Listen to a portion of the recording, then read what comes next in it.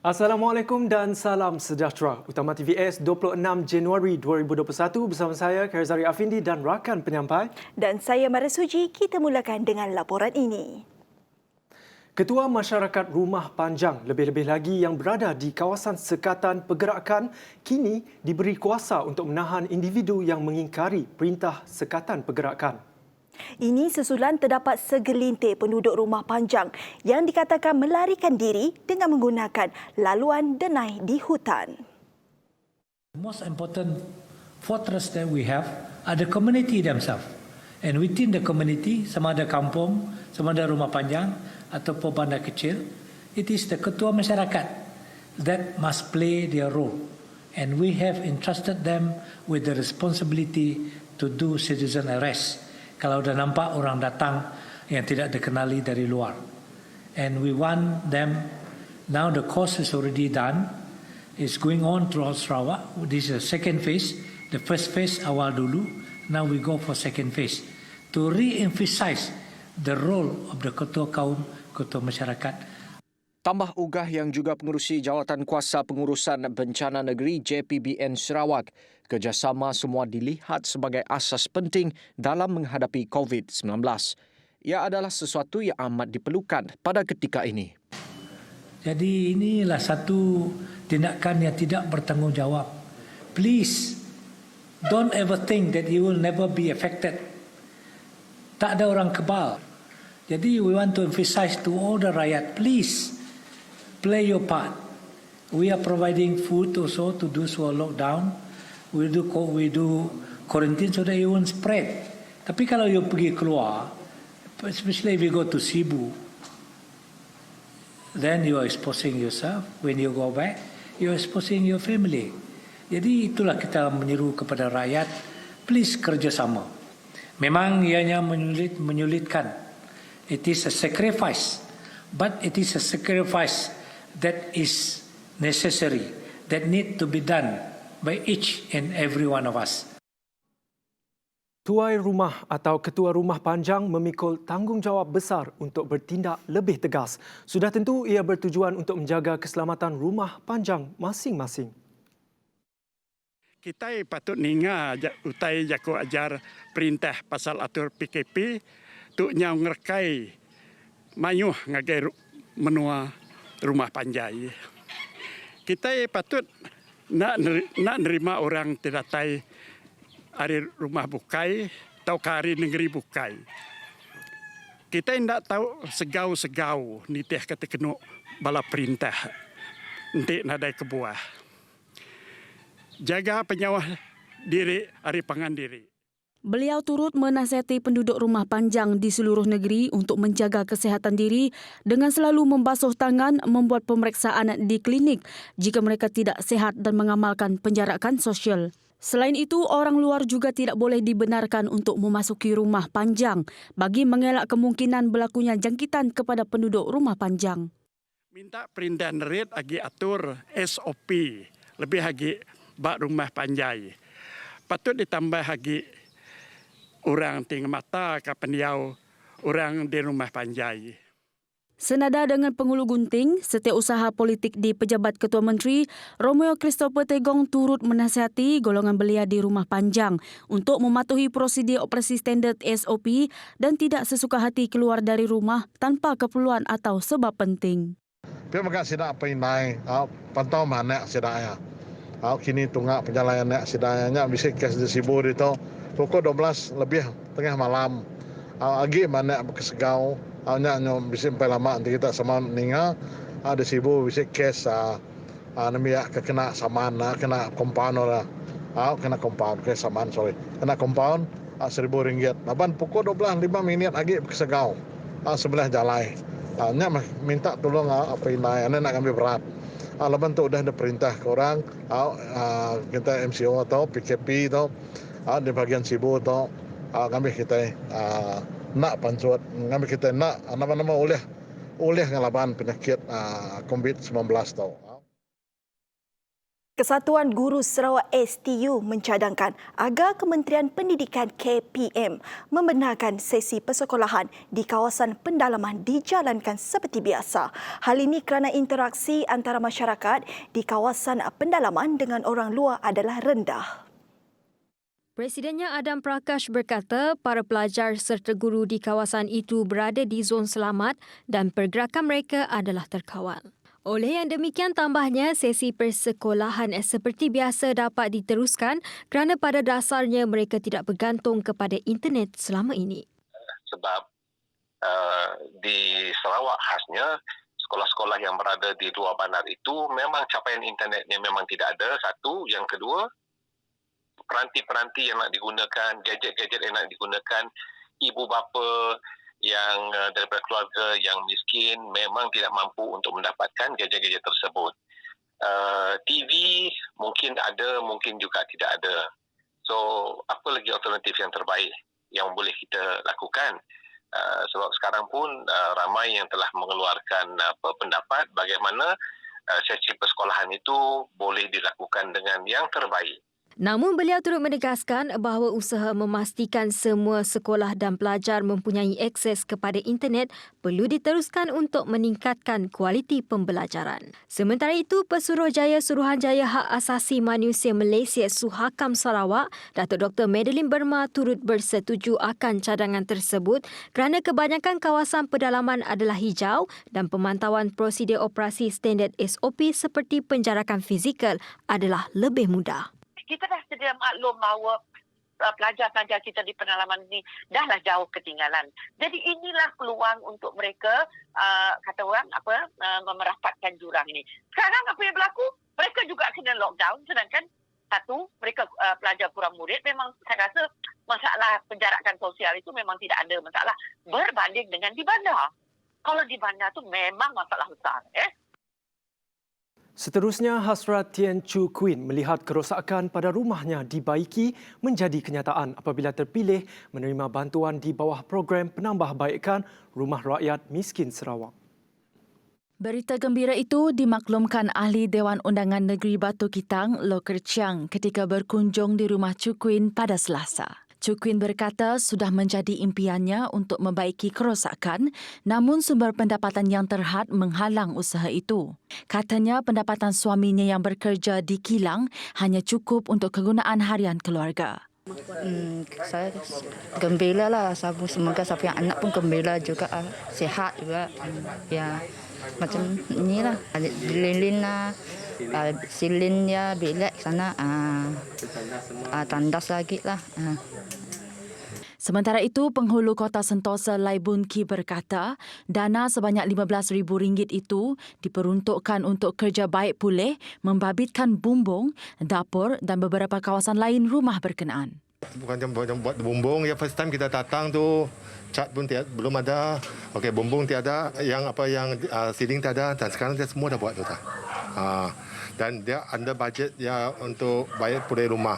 Bayar pulih rumah, dan tahu saya dia punya kos dia boleh lepas RM15,000. Sementara itu, Loker Chiang berkata sebanyak 80 buah rumah rakyat miskin di Dun Batu Kitang telah dibaik pulih di bawah program berkenaan. Million baik pulih fund, we are able to help a lot of people. Up to date, I've completed almost 80 houses lah. Some still under construction, but almost 80 rumah. And all these 80 rumah are from the B40 group. Pemain industri penyiaran perlu memperkasakan fungsinya agar penonton lebih bijak dan matang mencerna setiap maklumat yang diterima. Sebagai organisasi media yang bertanggungjawab terhadap pembangunan sosial, ianya harus menyampaikan maklumat dengan tepat, terkini dan sahih. Menteri Muda Hal Ehwal Korporat dan UKAS di Pejabat Ketua Menteri Abdullah Saidul berkata kandungan program TVS signifikan sebagai platform sumber informasi dan hiburan. Telah membawa banyak bahan yang saya rasa tidak ramai warga negeri nampak, dan maklumat-maklumat tentang aktiviti kebudayaan, perkembangan pembangunan dan banyak lagi berita-berita menarik telah sampai ke kawasan pendalaman. Beliau berkata demikian selepas mengadakan lawatan tidak rasmi ke pejabat TVS. Masih pada peringkat awal dalam industri penyiaran, beliau berharap TVS sentiasa memperbaharui kandungan program yang lebih bermutu dan berkualiti. Beliau berpendapat yang sebuah stesen siaran harus menjadi nadi dalam pembangunan sosioekonomi masyarakat. Melihat kepada saiznya, pasti dari jauh sudah kelihatan. Itulah dia mural kucing berskala besar yang dilukis artis Simon Tan di dinding sebuah pasaraya baharu di Putrajaya. Bagi menceritakan kepada kita segala kisah di sebalik lukisan ini, kita akan bersama rakan penyampai Salasiah Safian yang kini bersama Simon Tan sendiri. Silakan Salasiah. Baiklah, terima kasih Zarif dan juga Maria yang berada di studio. Ya, sekarang ini saya berada di hadapan mural kucing di Putrajaya. Nampaknya cuaca pun mencemburui saya. Dan berdasarkan pemerhatian, lukisan ini sangat menarik bagi sesiapa sahaja yang di luar sana semestinya akan tertarik dengan lukisan ini.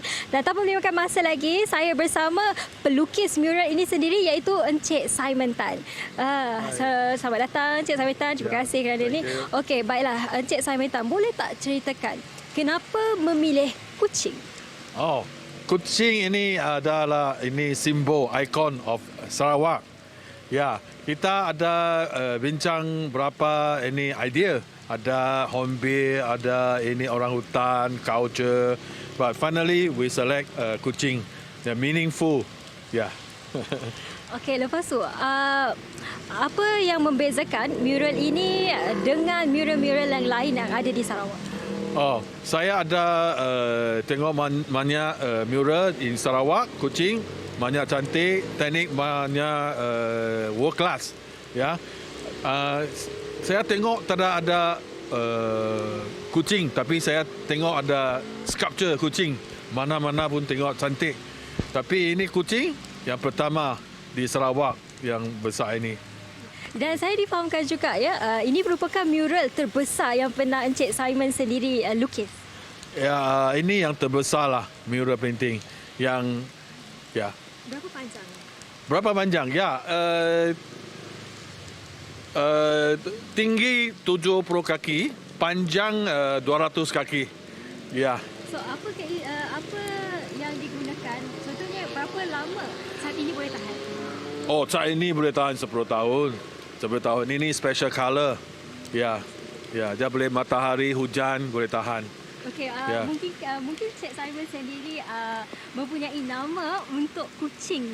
Nama istimewa untuk kucing ini. Ini kucing kita, ini Eco Mau. Saat kita bincang, saya bagi idea lah. Eco Mau.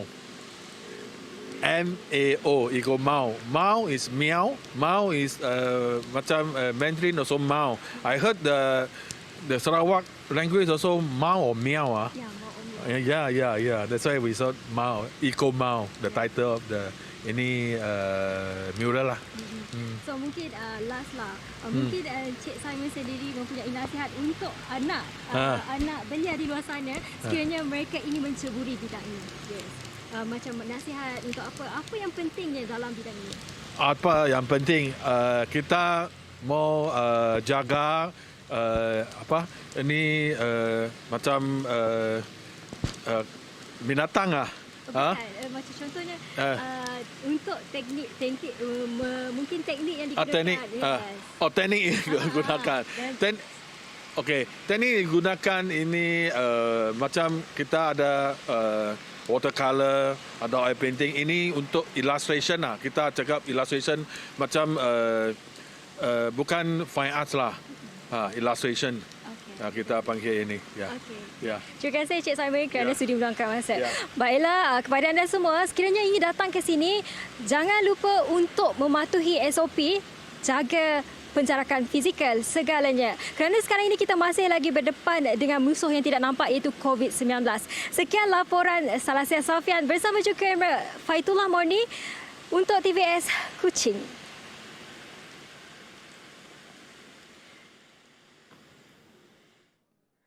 Tingginya Salasiah dan Simon Tan. Terima kasih Salasiah, menarik perkongsian itu.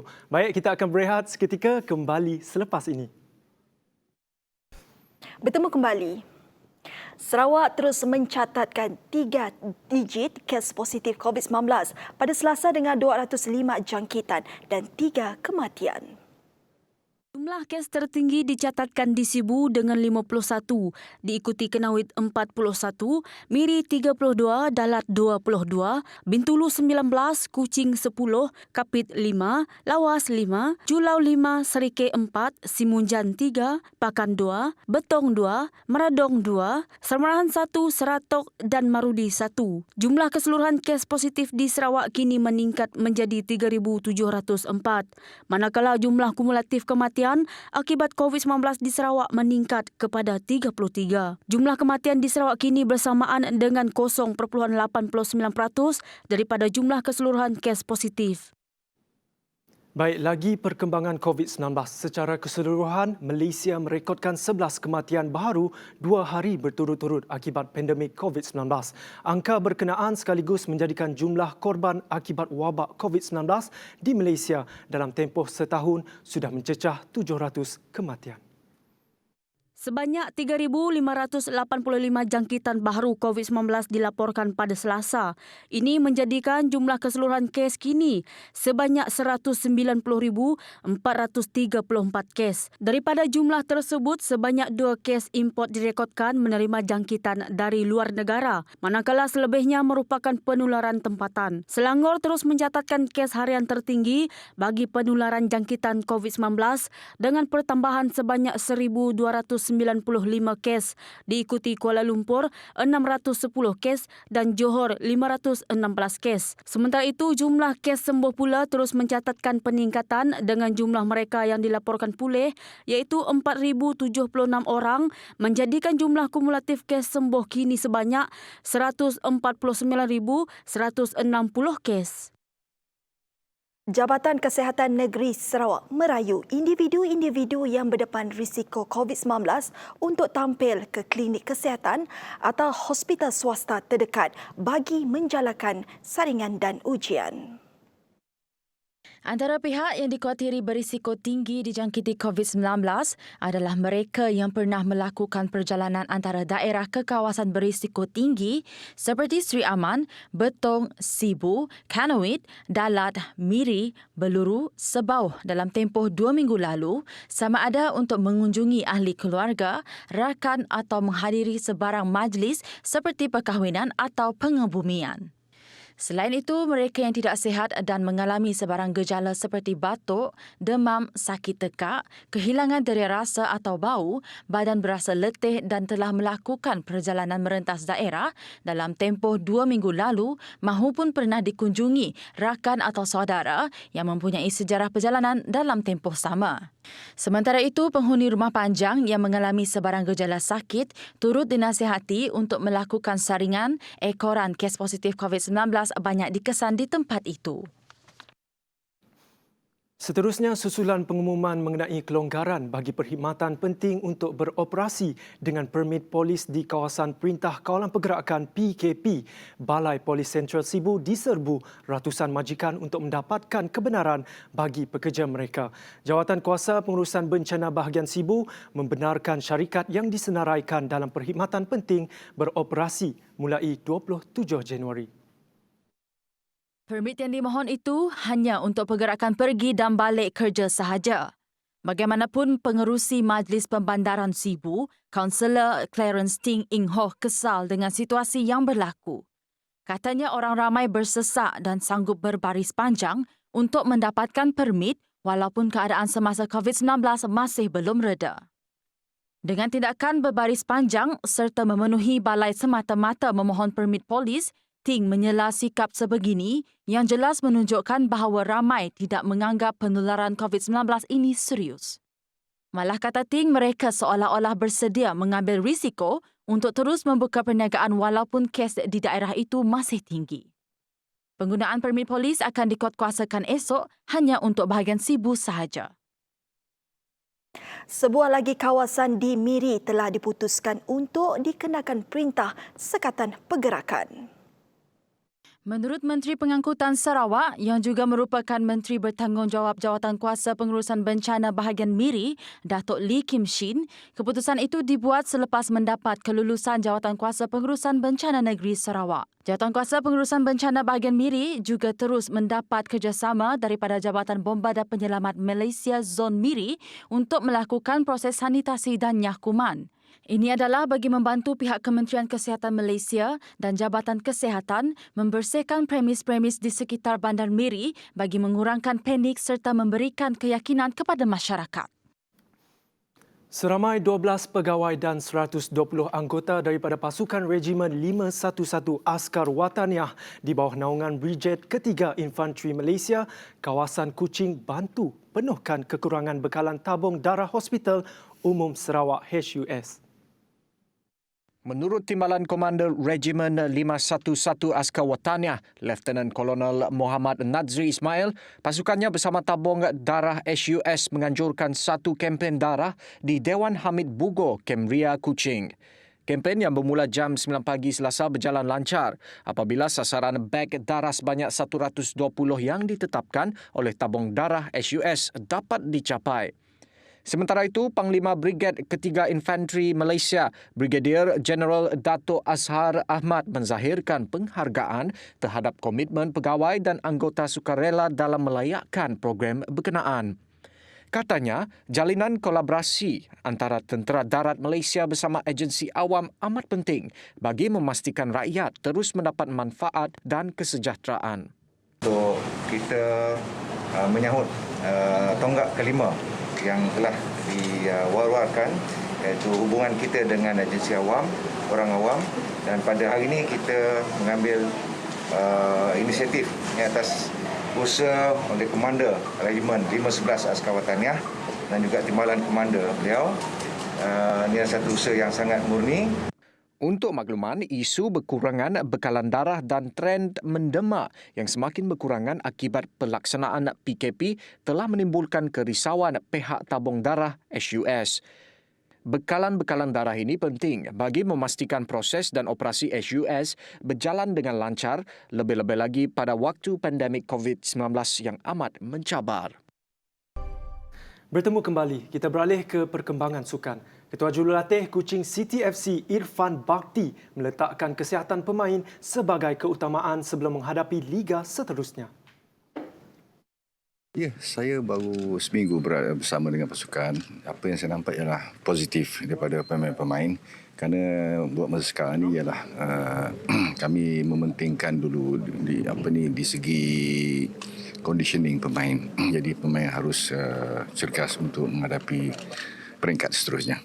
Mengulas lanjut katanya, pihaknya masih menunggu keputusan rasmi berhubung liga seterusnya dari Persatuan Bola Sepak Malaysia FAM. Keadaan COVID-19 ni begitu berat sekali buat sekarang ni. Jadi kita menunggu keputusan paling awal kalau nak bermula liga pun ialah pada 5 Mac ataupun 2 April. Jadi kita tunggu jadual sebenar daripada FAM lah. Dalam pada itu, menurut Ketua Pasukan Kuching City FC Joseph Kalangti, latihan pada ketika ini memang masih berjalan seperti biasa dengan pematuhan tinggi kepada prosedur operasi standard SOP yang telah ditetapkan Kementerian Kesihatan KKM. Sebelum season start sebelum start season, kami ada buat medical check up semua players harus buat medical check up sebelum training start, and then sebelum game or season game start kami akan buat swab test yang itu memang wajib, itu arahan daripada MFL. So untuk semua tu akan dibuat masa terdekat lah. Baik, laporan itu tadi mengakhiri utama TVS malam ini. Teruskan kesetiaan anda bersama kami. Saya Ghazari Afindi. Dan saya Mara Suji. Salam hormat dan selamat malam.